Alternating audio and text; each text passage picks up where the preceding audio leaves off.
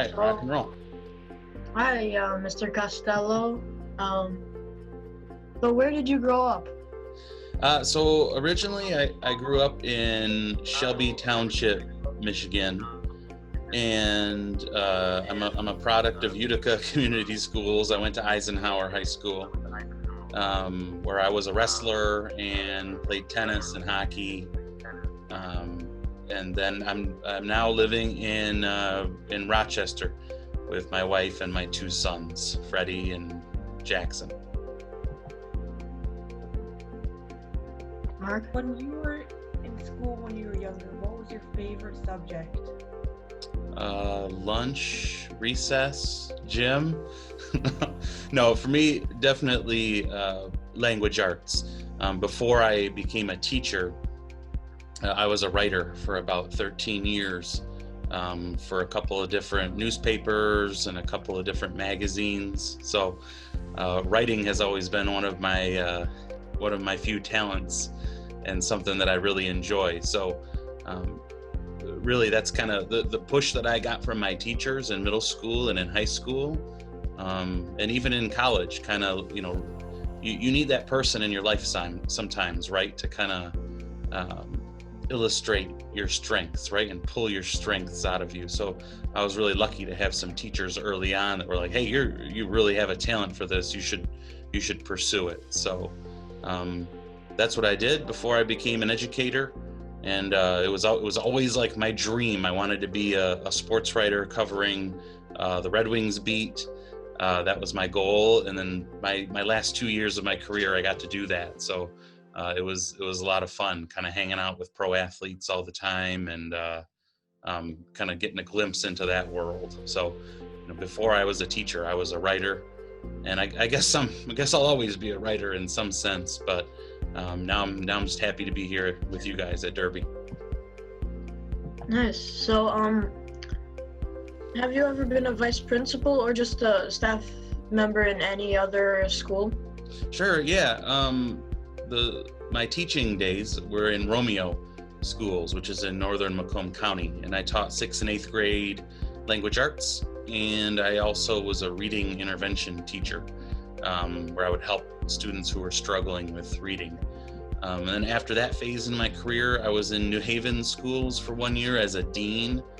They don't have assistant principals in that district. They call people a dean. And that was a really interesting learning experience because that was my first leadership role. And, it kind of prepared me for doing the job that I'm doing here in Birmingham. How does Derby compare to the other schools? It doesn't. We're, you know me, guys, right? What I say, this is Derby. And in that phrase that we joke a lot about is a lot of meaning, right? Because if you think about the phases or the pillars of school, right? There's academics, where we're very strong. There's athletics, where we are excellent. And then most importantly, the character side, right? Like what are our students contributing to society at large? And I see that each and every day, whether it's the service work of our Honor Society students or the students in the Links program giving up their time to help others. So I see a lot of students that have a lot of compassion, empathy, and care for others, and that really comes through in how they interact with this community. So yeah, there is no comparison. This is Derby. There's only one. We're the best, see? So, what's the best part of being a vice principal? I think the best part is I think getting to help students during a really challenging part of their lives. I changed schools personally when I started middle school. So I was like the new kid, and I didn't really fit in. I was kind of goofy and weird, and I kind of think about myself and how, man, it would have been nice if I had an assistant principal that could have kind of led me through those 3 years. And so that's what I try and be for everybody. So that's the best part. It's also that close out of 8th grade when I get to see how a student came in as a 6th grader, a lot of times nervous, unsure of themselves, and then they leave Derby at the end of 8th grade, very, confident, sure of who they are, and ready to do well in high school. So that's a source of a lot of pride for me. Nice. What's the hardest part about being an assistant principal? The hardest part, probably the hardest part of it is, having to do some of the, the disciplinary work, and those are the things that nobody enjoys. But I have always tried to have a spin on that, to be like, how can I use this bad situation to help a student learn something that's going to benefit them later in life? So the start of it is always the worst part, right? Like right after something bad happens. But then once we get down the road of the journey with that student, and we have something here called restorative practices, where we can bring people together that are having a conflict. And so that is another thing that has taken, the worst part of my job and made it, a healing experience. And then those relationships that I have with those students kind of, they grow and they carry forward. And then one day we're able to look back and laugh about maybe something that happened in 6th grade that, they're not too proud of, but it's like, look how far they've come since. So it's a challenge, but it's also something that I embrace. All right. So, if you weren't a vice principal, what would you want to be?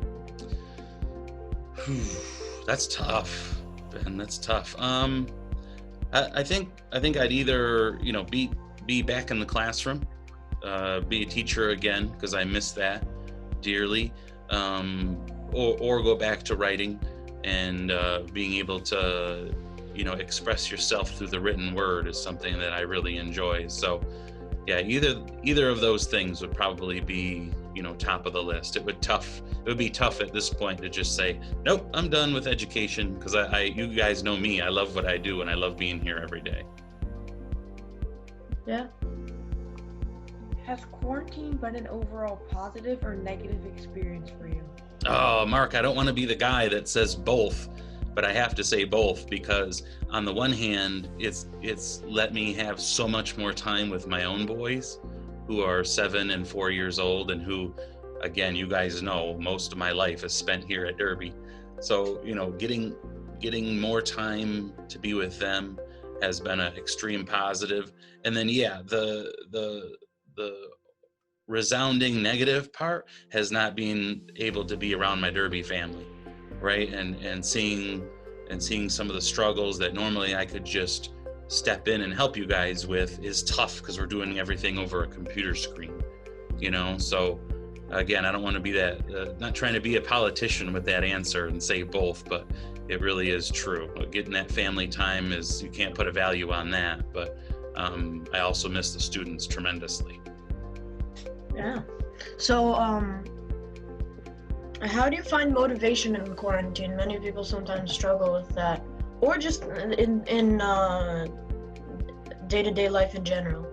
Yeah, this might sound cliche, but it's you guys, right? It's the families that are still reaching out, and the people that I can still connect with, even if it's over Zoom. I've had quite a few since March where families have reached out and said, "Hey, Mr. C, we just need to chat. We just need to talk." And to me, that's a huge sense of motivation and gratification and validation and all those things, because that lets me know that people still believe that I can make an impact in their world.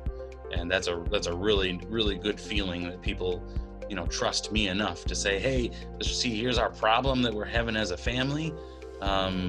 We trust you to kind of come in and help us through this situation." So, and that's what keeps me going and keeps me motivated, and trying to always be positive, even in a pandemic. All right, Mark. What's your most memorable moment at Derby, or just in teaching in general? Oh man, that's a good one. I think, oh man, there's so many.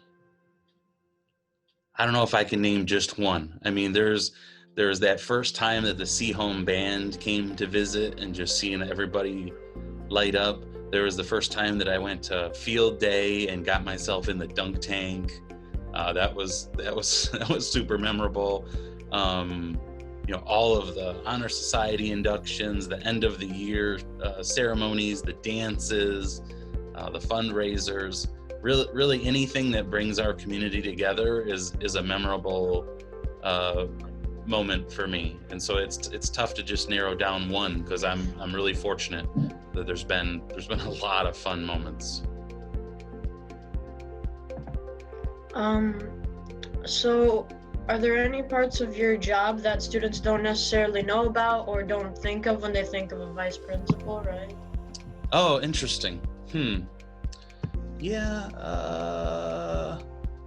I think maybe some students might think, hey, that, you know, this guy just does the discipline for our school, but I always try and also be